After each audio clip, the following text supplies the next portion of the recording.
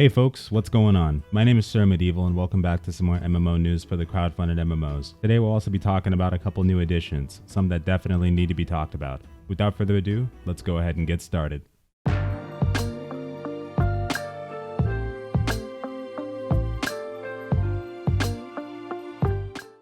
Starting it off with Chronicles of Elyria. As you may or may not know, Elyria is preparing for its next stage of domain selection, but recently there was a bit of a delay. In their last news post, they went into detail on how things were going for map creation. Their metadata team and content team are both hard at work to make sure this process goes as smooth as possible. They say that they're close, but not quite there yet. We're currently waiting on Dukes for their chance to pick maps, but in the meantime, they currently have no date planned at the moment. Be sure to stay tuned on updates for that. We'll have to wait until they're done with it.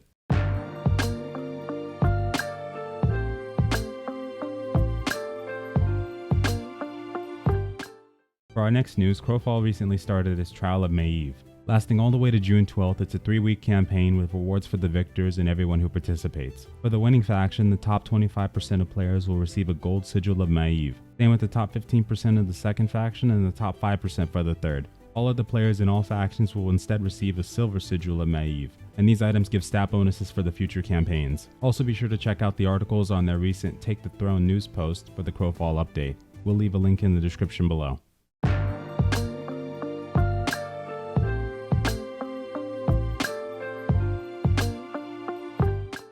MadWorld recently concluded its alpha test and I had a lot of fun testing it out in there.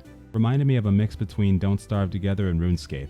The game is browser based, so be sure to keep that in mind if you are trying it, and it's recommended to do that on Google Chrome with hardware acceleration being turned on in the browser. If you're planning on signing up, be sure to do it as soon as possible.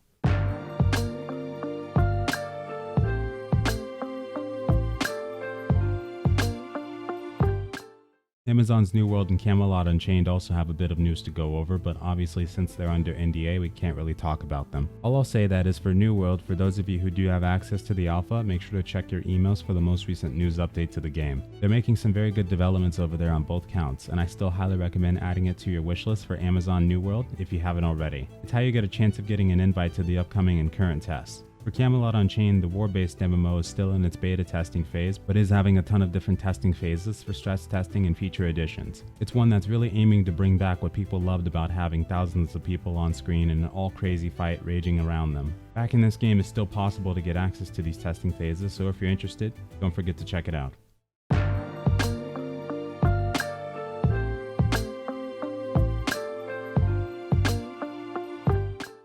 And for the next news, Oath is a free-to-play open-world action combat sandbox MMORPG by ReadyUp Studios being built on the Unreal 4 engine and Spatial OS. This is one of the first products we've seen of the Spatial OS transition from Unity over to the Unreal Engine, and so far it's looking fantastic. It's a game I haven't talked about in detail yet, but have backed and recently upgraded my pledge package for.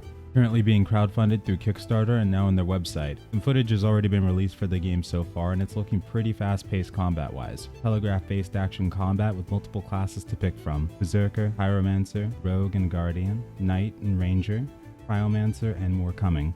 If you're interested in checking this one out, I'll leave a link to it in the description below. Looking forward to seeing where this one goes.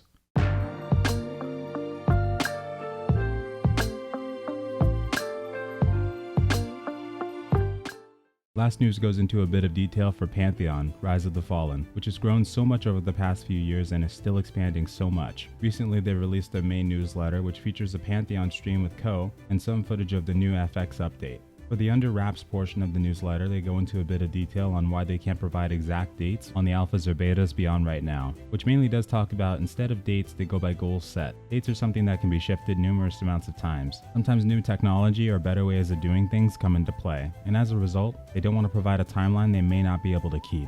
After that section, it does showcase some of the FX updates and new animations. For the effects, you'll see a video of the elements including fire, cold, and arcane, which do look very impressive so far. The animation updates showcase the warrior weapons and how attacking looks to the player. This also goes into some player abilities. Alongside that, we also get information about the developer and community spotlights that features their amazing project manager, Lynn Ashworth, and the community member of the name of Thorndeep. Highly recommend taking a peek at this newsletter as it does have a good deal of awesome information about the current and future of Pantheon. And with that folks, that is all the news we have to go over for today. Thank you all very much for joining me in advance, and I hope you have a wonderful night or day. And I'll see a few of you tomorrow for Conqueror's Blade. And farewell. Bye.